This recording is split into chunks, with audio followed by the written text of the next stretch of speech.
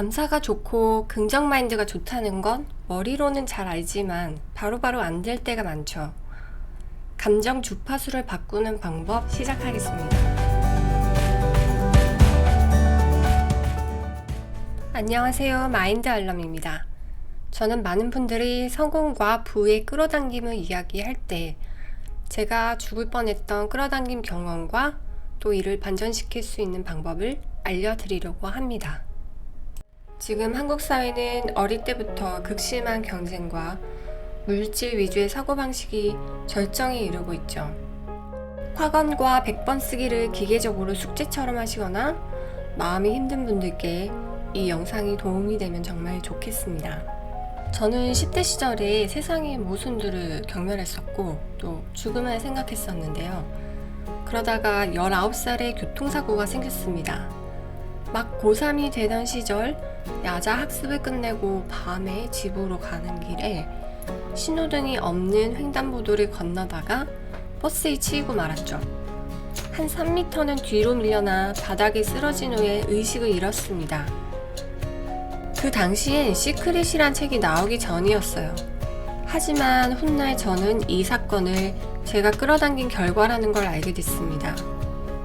버스 기사분은 그날 밤에 버스 전조등을 다 켜지 않은 상태로 천천히 운전을 하셨고 저는 어두운 색 교복을 입고 있었고 이 모든 상황이 맞게떨어져 마치 우연의 일치처럼 현실에 나타난 것이죠. 당시 이런 사고가 일어난 것에 대해 그렇게 놀라지도 않았습니다. 왜냐하면 저의 무의식은 알고 있었으니까요. 아, 내가 불러들인 거구나 하고요. 그래서 그 버스 기사분을 원망한 적이 한 번도 없습니다. 다행히 큰 외상은 없었고 한 달 뒤에 퇴원을 할 수 있었습니다.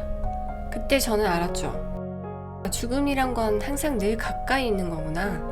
내가 죽으려고 애쓰지 않아도 언제든지 죽을 수 있는 거구나. 그럼 그냥 30살까지 더 살아보자. 이렇게 속으로 다짐했죠. 지금은 30살 훨씬 넘게 살아가고 있습니다.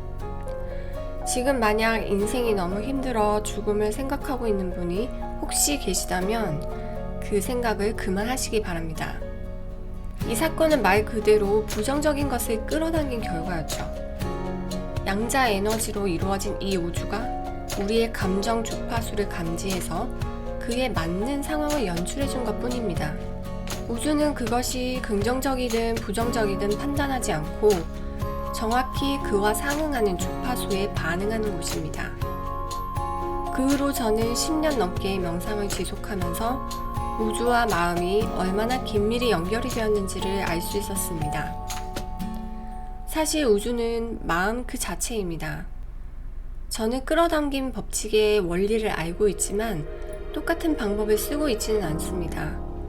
예를 들면 학원이나 100번 쓰기 등의 하기보다는 감정 주파수를 바꾸는 일에 더 신경을 썼습니다.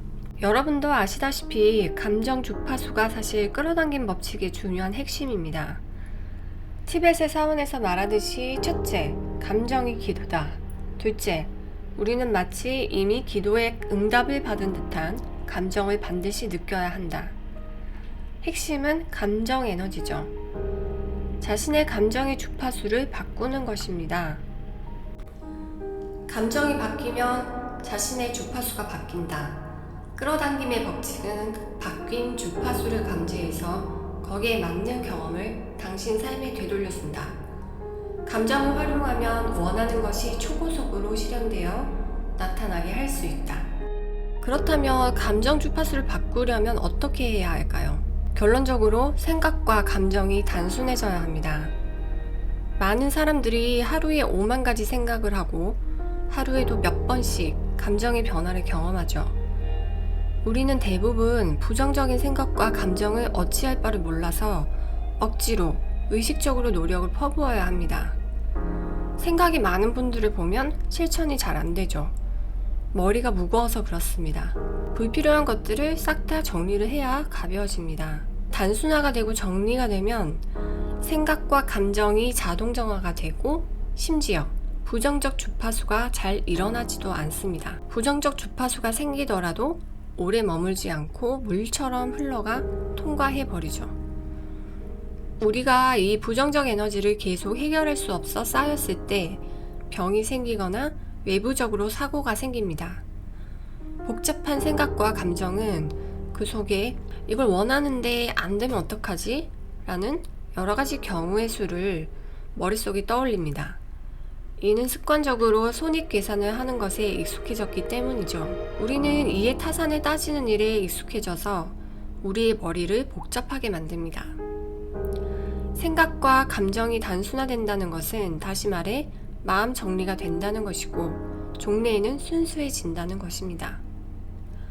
그 속에 이중적인 계산이 들어가지 않는다는 것이죠. Just do it이 되는 겁니다. 잡음이 들어가지 않는 것입니다. 남에게 피해를 주지 않는데 나의 진심이 원하는 일이라면 이해 타산을 너무 따지는 일에 시간과 에너지를 쓰지 마세요. 충동적인 행동을 하라는 게 아니라 복잡한 연산에 걸려들 필요가 없다는 것입니다. 우리가 시험을 칠 때 모르는 문제의 답은 처음 찍은 답이 확률적으로 높듯이 우리는 무의식의 느낌을 믿고 자신의 잠재력을 개발시킬 필요가 있습니다. 무의식의 발현은 과학적으로 설명할 수 없는 기적이라든가 예지몽, 예감, 직관으로 나타납니다. 이러한 것들을 이성적으로 설명하려고 할수록 부정하거나 물질적 사고방식의 틀에 억지로 맞추려고 하죠. 양자역학이 나오기 전까지 데카르트와 뉴턴의 고전 물리학과 이성적, 합리적 사고가 전부라고 생각했던 것과 마찬가지로 인류의 지식은 얼마든지 업그레이드가 될 수 있습니다. 무작정 확언과 100번 쓰기를 기계적으로 숙제처럼 하는 것은 효과가 없습니다. 여러분의 감정과 생각 정리는 내면의 잡음을 해소하고 긍정적 의욕을 불러일으킬 수 있습니다. 그럼 감정 주파수를 바꾸려면 어떻게 해야 할까요? 주파수를 바꾸는 방법은 여러 가지가 있지만 첫 번째는 인지하는 것입니다. 인간에게는 AI에게는 없는 자기 성찰 능력, 즉 메타 인지가 있습니다. 우리가 인지만 제대로 해도 출렁이는 감정이 가라앉습니다. 나를 바라보고 있는 또 하나의 메타 인지적 존재가 있기 때문이죠. 내가 지금 화가 났구나, 두렵구나, 우울하구나, 이게 인지하는 것입니다. 내가 어떤 상태인지 알아차리는 것이죠. 이때 주의할 점은 자꾸 무엇 때문에 내 감정이 이렇다라는 원인을 생각하다 보면 사람은 자기 합리화나 탓을 하기가 쉽습니다. 합리화나 탓을 하는 건 해결 방법이 아니죠. 부정적인 감정을 인지하면 부정적인 일이 벌어질까봐 회피하고 외면하는 것도 일종의 무의식적 두려움입니다. 무의식의 불안과 두려움도 똑바로 인지하게 되면 더 이상 두려움은 힘을 가지지 않습니다. 내가 내 감정을 관측하는 순간 감정 파동들이 입자로 선명해지면서 나를 알아주었다는 위로를 받는답니다. 우리도 누가 내 마음을 알아주면 기분이 좋듯이 내 감정도 내가 알아주면 위로를 받아요. 자, 인지를 했으면 다음은 힘 빼기입니다. 힘 빼기를 위한 주문이 있습니다. 첫 번째, 그런가 보다. 두 번째, 그럴 수도 있지. 세 번째, 그러려니 해. 이렇게 생각하는 것입니다. 우리가 스트레스를 더 받는 이유는 매사가 내 마음대로 되어야 된다고 생각하고 다른 사람도 내 마음 같았으면 좋겠고 또 내 생각대로 될 때 일이 잘 되고 있다고 믿기 때문입니다. 사실 일이라는 게 지금 좋게 흘러가고 있는 건지 나쁜 건지는 끝까지 가봐야 아는 거예요. 이런 말이 있잖아요. 인생사 세옹지마. 사자성어 세옹지마의 이야기는 이러합니다. 옛날 만리장성 변방에 세옹이라는 이름의 노인이 살았는데 어느 날 세옹의 말이 오랑캐 땅으로 달아나 버렸죠.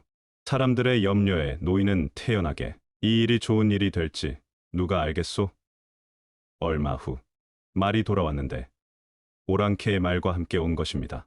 마을 사람들은 축하한다고 말했지만 노인은 이 일이 화가 될지 누가 알겠소? 며칠 후 노인의 아들이 오랑캐의 말을 타다가 떨어져 다리를 다쳤기에 마을 사람들이 노인을 위로했죠.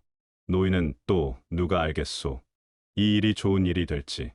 1년이 흐른 어느 날 오랑캐가 쳐들어와 마을 장정들은 나서서 오랑캐와 싸우다 모두 죽고 말았지만 노인의 아들만 살았답니다. 말에서 떨어진 후 절름발이가 되어 싸움에 나갈 수 없었기 때문이었죠. 이 이야기처럼 기륭화복은 외부 사건에 의해 정해지는 것이 아니며 인생이 반드시 내 생각대로 흘러가야 좋고 반대면 나쁜 상황이라고 생각할 필요가 없다는 것입니다. 그런가 보다, 그럴 수도 있다. 그러려니 하는 마인드는 모든 가능성에 대해 열린 마음이 되기 때문에 나에게 오는 모든 일들을 받아들일 수 있게 됩니다.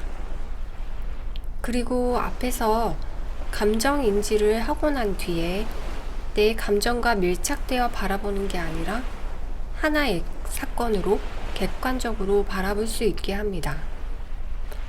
이렇게 받아들이는 마음은 부정적인 사건이 생긴다 하더라도 과도하게 스트레스를 받지는 않습니다. 데이비드 호킨스 박사의 의식혁명에서도 스트레스는 원인이 외적인 것에서 온다고 생각하지만 사실 모든 스트레스는 개인의 태도에 의해 내면에서 발생한다고 했습니다.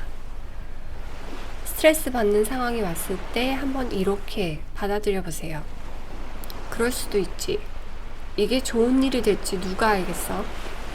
그러면 정말 안 좋은 일이 좋은 일로 반전될 수 있는 가능성에 접속이 됩니다.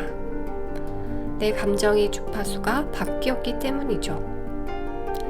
여러분의 인생 역전과 반전을 응원합니다. 이 이야기가 도움이 되셨다면 좋아요와 구독 부탁드립니다. 감사합니다.